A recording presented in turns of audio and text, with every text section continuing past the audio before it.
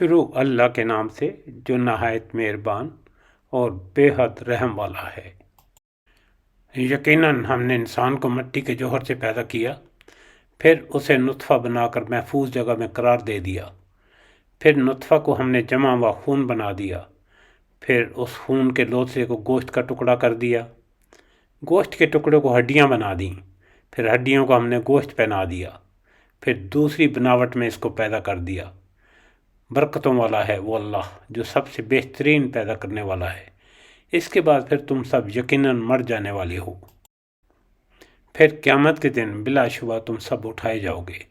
ہم نے تمہارے اوپر 7 آسمان بنائے ہیں اور ہم مخلوقات سے غافل نہیں ہیں۔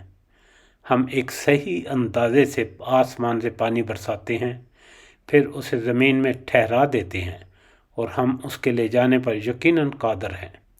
اسی پانی کے ذریعے سے ہم تمہارے لیے کھجوروں اور انگوروں کے باغات پیدا کر دیتے ہیں کہ تمہارے لیے ان میں بہت سے میوے ہوتے ہیں اور ان میں سے تم کھاتے بھی ہو۔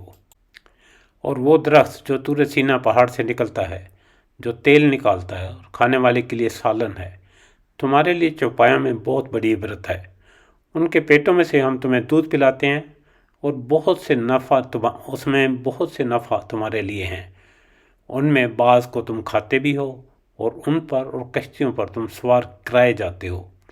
یقیناً ہم نے نوح علیہ السلام کو اس کی قوم کی طرف رسول بنا کر بھیجا۔ اس نے کہا، اے میری قوم کے لوگو، اللہ کی عبادت کرو اور اس کے سوا تمہارا کوئی معبود نہیں۔ کیا تم اللہ سے نہیں ڈرتے؟ اس کی قوم کے کافر سرداروں نے صاف کہہ دیا کہ یہ تو تم جیسا ہی انسان ہے، یہ تم پر فضیلت اور بڑائی حاصل کرنا چاہتا ہے۔ اگر اللہ ہی کو منظور ہوتا تو کسی فرشتے کو اتارتا، ہم نے تو اسے اپنے اگلے باپ دادوں کے زمانے میں سنا ہی نہیں۔ یقیناً اس شخص کو جنون ہے، پس تم اسے ایک مقررہ وقت تک ڈھیل دو۔ نوح علیہ السلام نے دعا کی، اے میرے رب، ان کے جھٹلانے پر تو میری مدد کر۔